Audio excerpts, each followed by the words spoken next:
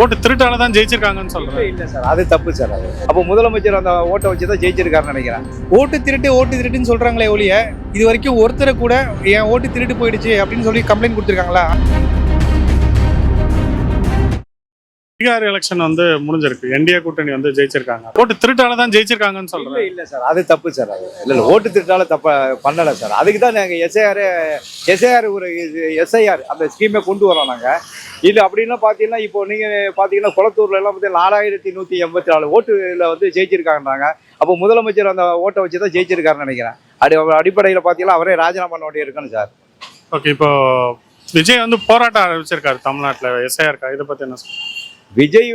விஜய் ஒரு கட்சி ஆரம்பிச்சிருக்காரு சார். என்ன அவர் களத்துக்கு வரல. அவர் ஒரு ரசிகர் மன்றமாக தான் பார்க்குறேன். அவர் கட்சியை பொறுத்தளவு, என்னை பொறுத்தளவு ஒரு ரசிகர் மன்றம் பார்க்குறேன் சார், அவ்வளோதான். முதல்வர் மு.க. ஸ்டாலின் எதிர்க்கிறார் அந்த எஸ்ஐஆர். முதல்வர் இருக்கிறன்னா அவர் ஆதாயம் எல்லாமே அவர் ஆத்த கட்டி இறக்க மாட்டாங்க சார். கண்டிப்பாக அவர் எனக்கு தெரிஞ்ச அடிப்படையை பார்த்தீங்கன்னா இந்த எஸ்ஐஆருக்கு முன்னாடியே இப்போ எடுத்துகிட்டு வர ஸ்கீமு நல்ல ஸ்கீம். இவர் எதுக்குறாருன்னா அவருக்கு ஏதோ ஒரு பிரதிபலன் இருக்கிறதுனால தான் சார் அவர் எதுக்குறாரு.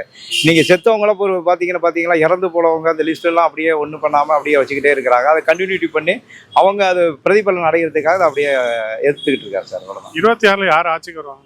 26 கண்டிப்பாக மாற்று அரசியல் தான் மக்கள் விரும்புகிறாங்க. கண்டிப்பாக என்னை பொறுத்தளவு என்டிஏ கூட்டணி தான் சார் கண்டிப்பாக வரும்.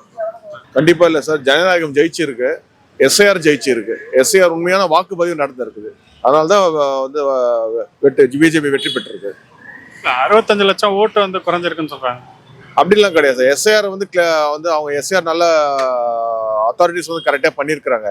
எஸ்ஐஆர் கரெக்டா பண்ணனால தான் உண்மையான வாக்காளர் எவ்வளவு பேர் இருக்காங்க அந்த வாக்காளர் கரெக்டா வாக்கு போட்டிருக்கிறாங்க. இன்னைக்கு விஜய் அதுக்கு ஒரு போராட்டம்லாம் எதிர்த்து பண்றாங்க.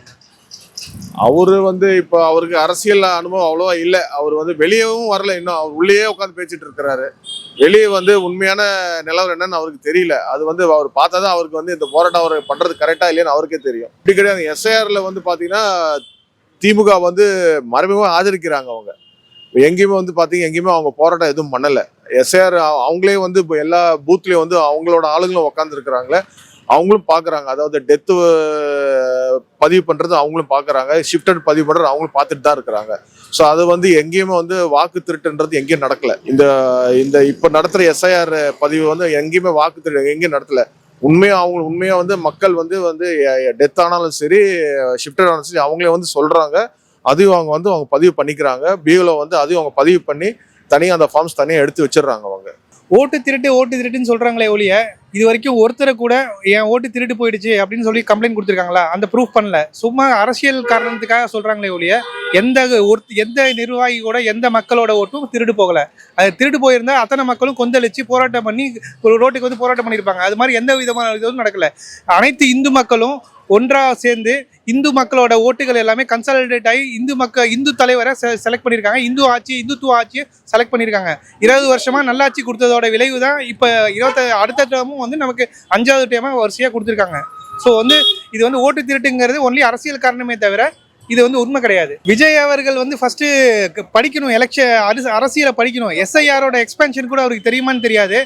ஸோ அவர் களத்தில் இறங்கணும். களத்தில் இறங்கி பார்த்தா தான் அனைத்து கட்சி நிர்வாகிகளும் களத்தில் இறங்கி பிஎல்ஓவோட தெருவா வீடாக போய் ஹெல்ப் பண்ணணும் பொதுமக்களுக்கு. ஏன்னா 23 வருஷம் முன்னாடி அவங்க எங்கே இருந்தாங்களோ அவங்களோட பகுதி சீரியல் நம்பரை செலக்ட் எடுத்து பண்றது பொதுமக்களுக்கு கஷ்டம். ஆனா கட்சி நிர்வாகிகளுக்கு அனுபவம் இருக்கு.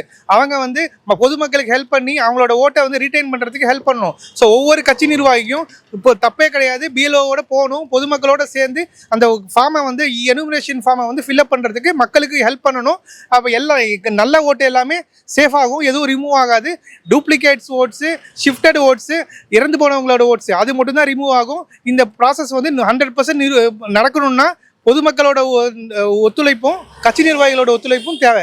திமுக அரசியல் காரணத்துக்காக எதிர்க்கிறாங்க. பட் அவங்களோட நிர்வாகிகள் எல்லாருமே பிஎல்ஓவோட டோர் ஸ்டெப் போகிறத நானே பார்த்துருக்கேன். அவங்க போகிறாங்க, ஃபார்மை கொடுக்குறாங்க. பட் ஃபார்மை ஃபில்அப் பண்ணுறதுக்கு பெருசாக ஹெல்ப் பண்ணுறது இல்லை. ஸோ அவங்க அந்த திமுக நிர்வாகிகளும் மக்களுக்கு ஹெல்ப் பண்ணணும், பொதுமக்கள் ஃபில் பண்ணுறதுக்கு ஹெல்ப் பண்ணணும். ஒரிஜினல் ஓட்டு எதுவுமே ரிமூவ் ஆகாமல் இருக்கிறதுக்கு அவங்க ஹெல்ப் பண்ணாங்கன்னா எந்த நல்ல ஓட்டும் ரிமூவ் ஆகாது. அதை பற்றி நமக்கு அந்த அளவுக்கு தெரியலை. இருந்தாலும் இது மக்களுக்கு கஷ்டப்படுத்தக்கூடிய ஒரு பயனாக தான் அவசியம் நினைக்கிறீங்களா? அவசியம்தான். ஆனால் இருந்தாலும் இது மக்களுக்கு வந்து ரொம்ப கஷ்டமானது. இப்போ நாங்களாம் அன்னாடி வியாபாரம் பண்ணுறவங்க அதை போய் நின்று வாங்கி அதை ஃபுல்லாக பண்ணி கொடுக்கணும். அதனால என்னுடைய வேலை ஒரு நாளைக்கு வேலை கெட்டு